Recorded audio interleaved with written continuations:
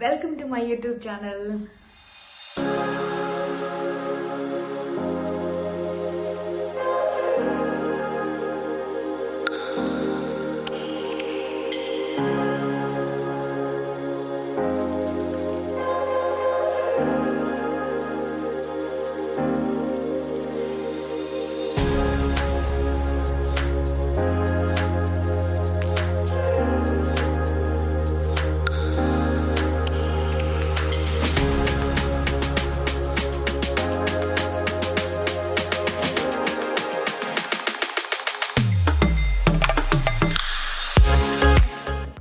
രണ്ട് വീഡിയോസിലും നമ്മൾ ഡിസ്കസ് ചെയ്തുകൊണ്ടിരുന്നത് കോഴ്സസ് ആഫ്റ്റർ 12th ആണ്.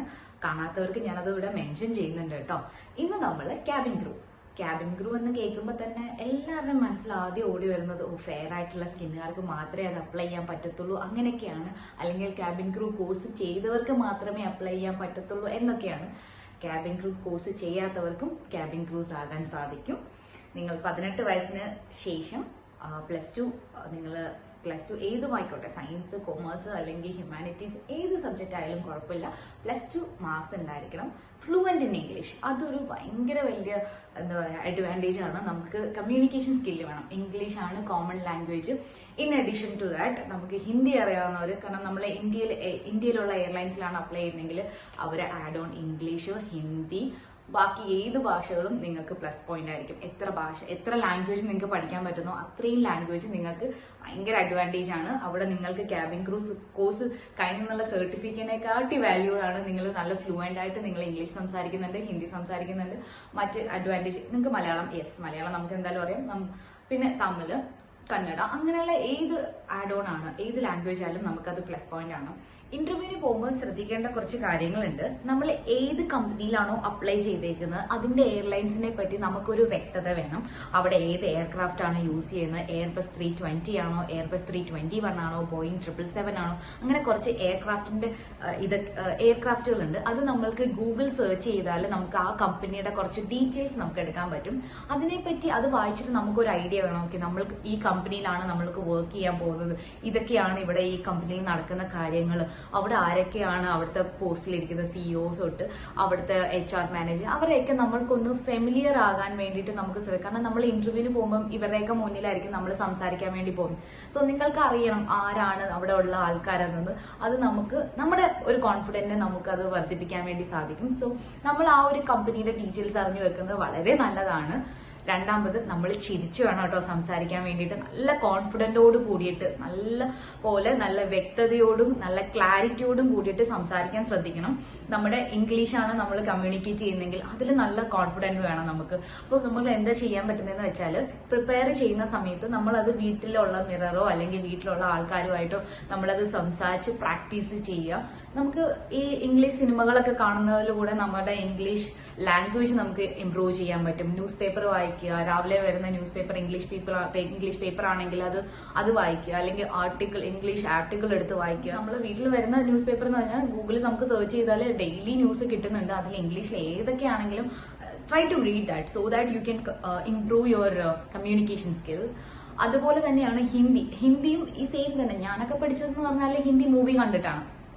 അപ്പൊ പെട്ടെന്ന് പഠിക്കാൻ പറ്റുന്ന ഒരു ലാംഗ്വേജ് കൂടിയിട്ടാണ് ഹിന്ദിയും നമ്മൾ ഇങ്ങനെ സംസാരിച്ച് പ്രാക്ടീസ് ചെയ്യുക. ഇത് നമ്മൾ ഏത് എയർലൈൻസിലാണോ പോകുന്നത് അതിനെ ഡിപ്പെൻഡ് ചെയ്തിരിക്കും. ഏത് എയർലൈൻസിൽ പോയാലും നമുക്ക് ഹിന്ദി, ഇംഗ്ലീഷ്, മലയാളം ലാംഗ്വേജസ് ഉള്ളത് ഭയങ്കര അഡ്വാൻറ്റേജ് ആണ്. പുറത്തെ കൺട്രീസിലാണെങ്കിൽ, ഇപ്പൊ സപ്പോസ് നിങ്ങൾ എമിറേറ്റ്സിലാണ് അല്ലെങ്കിൽ ഖത്തർ എയർവേസിലാണ്, അവിടെയും നിങ്ങൾക്ക് ഹിന്ദി അറിയാവുന്ന ഒരു പ്ലസ് പോയിന്റ് തന്നെയാണ്. സോ ലാംഗ്വേജ് അറിഞ്ഞിരിക്കുന്നത് എപ്പോഴും ഇങ്ങനെ ഒരു ഫീൽഡിൽ, അതായത് ക്യാബിൻ ക്രൂ ആണെങ്കിലും കസ്റ്റമർ സർവീസിലാണെങ്കിലും ഏതൊരു പുറത്ത് പാസഞ്ചേഴ്സുമായിട്ടോ അല്ലെങ്കിൽ കസ്റ്റമേഴ്സുമായിട്ട് ഡീൽ ചെയ്യുന്ന ഒരു ജോബ് ആണെങ്കിലും നമുക്ക് ലാംഗ്വേജസ് ഒരു പ്ലസ് പോയിന്റ് തന്നെയാണ്. സോ ഇതിന് സർട്ടിഫൈഡ് കോഴ്സ് വേണമെന്നില്ല. നമുക്ക് വീട്ടിൽ ഇരുന്ന് തന്നെ ഇത് പ്രാക്ടീസ് ചെയ്ത് നമുക്ക് ഇംപ്രൂവ് ചെയ്യാൻ പറ്റുന്ന ഒരു കാര്യങ്ങളാണ്. പിന്നെ നമ്മൾ വേറൊരു കാര്യം ശ്രദ്ധിക്കേണ്ടതെന്ന് പറഞ്ഞാൽ നമ്മുടെ ഡ്രസ്സിങ്, നല്ല ഫോർമൽ ഡ്രസ്സ് ഇട്ടിട്ട് വേണം പോകാനായിട്ട്. നീറ്റ് ആൻഡ് ക്ലീൻ ആയിരിക്കണം. ലോങ് ഹെയർ ഉള്ളവർ ഹെയർ ഇങ്ങനെ പുട്ടപ്പ് ചെയ്ത് ഇവിടെ കെട്ടിവെക്കണം. ഒരു ഹെയർ പോലും ഇങ്ങനെ ഫ്രിസി ആയിട്ട് കിടക്കാൻ പാടില്ല. നല്ല ഒതുങ്ങിയ ഹെയർ ആയിരിക്കണം. പ്ലസ് നെയിൽ പോളിഷ് പ്രത്യേകം ശ്രദ്ധിക്കണം. നിങ്ങൾ നെയിൽ നല്ലതായിട്ട് ഗ്രൂം ചെയ്തിട്ട് അതിൽ നെയിൽ പോളിഷ് ഇട്ട് വൃത്തിയായിട്ട് വേണം പോകാനായിട്ട്.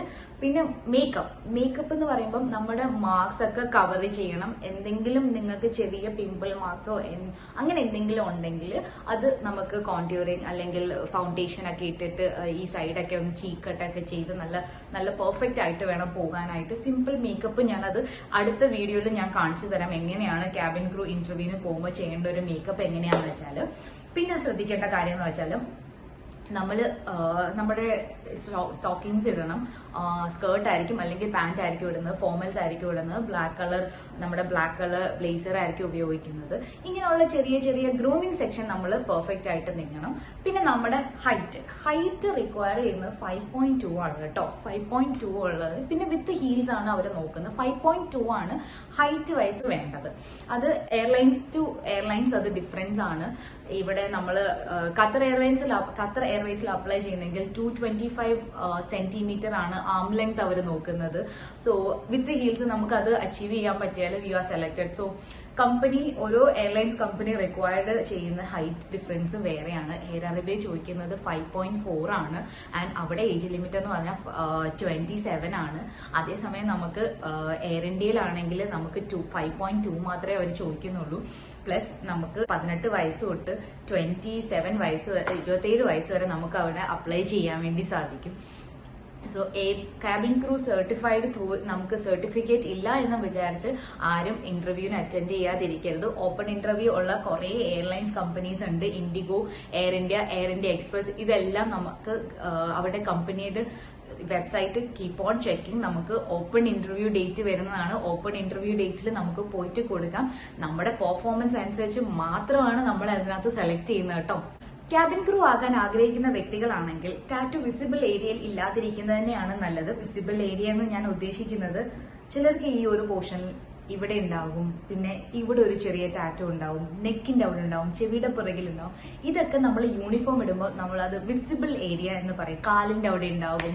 സോ ഇതൊക്കെയാണ് വിസിബിൾ ഏരിയ. യൂണിഫോം ഇടുമ്പോൾ അത് വിസിബിൾ ആയിട്ട് കാണുന്നെങ്കിൽ അവർ നമ്മളെ ചൂസ് ചെയ്യത്തില്ല. സോ ടാറ്റു നമ്മൾ ചെയ്യുമ്പോൾ ശ്രദ്ധിക്കുക. നമുക്ക് യൂണിഫോം ക്യാബിൻ ക്രൂ ആകാൻ ആഗ്രഹിക്കുന്ന വ്യക്തിയാണെന്ന് നമ്മുടെ മനസ്സിലൊരു പാഷൻ ഉണ്ടല്ലോ. സോ ആഗ്രഹിക്കുന്ന വ്യക്തിയാണെന്ന് നമുക്കറിയാം. അപ്പൊ നമ്മളത് ചെയ്യുമ്പോൾ കുറച്ച് യൂണിഫോം ഇടുമ്പോൾ ഹൈഡഡ് ആയിട്ടുള്ള ഏരിയയിൽ മാത്രം ചെയ്യുക. പിന്നെ നമുക്ക് ഈ ബർത്ത് മാർക്സ് അല്ലെങ്കിൽ ഒരു ചെറുതായിട്ട് ഒരു സ്കാർ അങ്ങനെ എന്തെങ്കിലും ഉണ്ടെങ്കിൽ നമുക്ക് ഫൗണ്ടേഷൻ ഇട്ട് നമുക്കത് കവർ ചെയ്യാൻ പറ്റും. ഇപ്പം എനിക്കിതൊരു എന്റെ ഒരു ബർത്ത് മോളാണ്. ഞാനത് എങ്ങനെയാണ് കവർ ചെയ്യാം എന്ന് ഞാൻ കാണിച്ചു തരാം.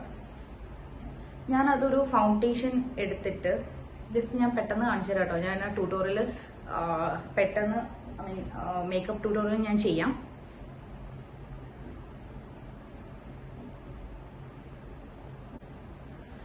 സോ ഇതിപ്പോ കവർ ആയിട്ടില്ല. അതെന്റെ ഒരു ബർത്ത് മോളായിരുന്നു. ഞാൻ എക്സാമ്പിൾ കാണിച്ചത്. ഞാൻ അതിന്റെ ഡീറ്റെയിൽ ആയിട്ടുള്ള ട്യൂട്ടോറിയൽ ചെയ്യാം. ജസ്റ്റ് ഒരു ഫൗണ്ടേഷൻ വെച്ചിട്ടാണ് ഞാനിപ്പോ അത് കവർ ചെയ്തത്. അതുപോലെ തന്നെ നമുക്ക് എന്ത് മാർക്സ് ഉണ്ടെങ്കിലും മേക്കപ്പിലൂടെ നമുക്ക് ഹൈഡ് ചെയ്യാൻ സാധിക്കും. സോ അങ്ങനെയുള്ളവർ വിഷമിക്കേണ്ട. നിങ്ങളുടെ മുഖത്ത് കുരു ഉണ്ടെങ്കിൽ മാത്രം നമ്മൾ ഏതെങ്കിലും ഒരു സ്കിൻ ഡെർമറ്റോളജിസ്റ്റിന്റെ അടുക്ക പോയിട്ട് അത് വൃത്തിയായിട്ട് ട്രീറ്റ് ചെയ്തതിന് ശേഷം നമുക്ക് ക്യാബിൻ ക്രൂയുടെ ഇന്റർവ്യൂവിന് പോകാൻ സാധിക്കുന്നതാണ്. അപ്പം നമുക്ക് എന്താ പറയാ, ഇത് ചെയ്യണമെങ്കിൽ അല്ലെങ്കിൽ ക്യാബിൻ ക്രൂ നമ്മുടെ ഒരു പാഷനാണ്, നമുക്ക് അച്ചീവ് ചെയ്യണമെങ്കിൽ നമുക്ക് ക്യാബിൻ ക്രൂ കോഴ്സ് ചെയ്തില്ലെങ്കിലും നമുക്ക് ചെയ്യാൻ പറ്റും. ഇത്രയും കാര്യങ്ങളൊന്നും ശ്രദ്ധിച്ചാൽ മതി. വീട്ടിലിരുന്ന് സിമ്പിൾ ആയിട്ട് പ്രാക്ടീസ് ചെയ്താൽ മാത്രം മതി. ഓപ്പൺ ഇന്റർവ്യൂ ദിവസം നമുക്ക് പോകാൻ സാധിക്കും. ഇല്ലെങ്കിൽ ആപ്ലിക്കേഷൻ സെൻഡ് ചെയ്യുക. അവരുടെ സൈറ്റിൽ പോയി കീപ്പ് ഓൺ ചെക്കിംഗ്. നമ്മൾ ആപ്ലിക്കേഷൻ അയക്കുക. അവർ നമ്മളെ ഇന്റർവ്യൂവിന് വിളിക്കും. നമുക്ക് ഒരിക്കലും ഈ ക്യാബിൻ ക്രൂ കോഴ്സ് ചെയ്താൽ മാത്രമേ ക്യാബിൻ ക്രൂ ആകാൻ പറ്റൂ എന്നുള്ളതൊന്നുമില്ല. നമുക്ക് വീട്ടിൽ ഇരുന്ന് പ്രാക്ടീസ് ചെയ്തിട്ട് നമ്മുടെ ഒരു ഡ്രീം അച്ചീവ് ചെയ്യാൻ പറ്റും. ആൻഡ് നെക്സ്റ്റ് ഞാൻ വീഡിയോയിൽ ഞാൻ കാണിക്കാം നമുക്ക് ഇന്റർവ്യൂവിന് എങ്ങനെയാണ് പ്രിപ്പയർ, കൂടുതലായിട്ട് എന്താ പറയാ ഗ്രൂമിംഗ് എങ്ങനെയാണ് നോക്കുന്നതെന്നുള്ളത് നമുക്ക് നെക്സ്റ്റ് വീഡിയോയിൽ കാണാം. And thank you so much for watching. Like, subscribe, share it. Thank you.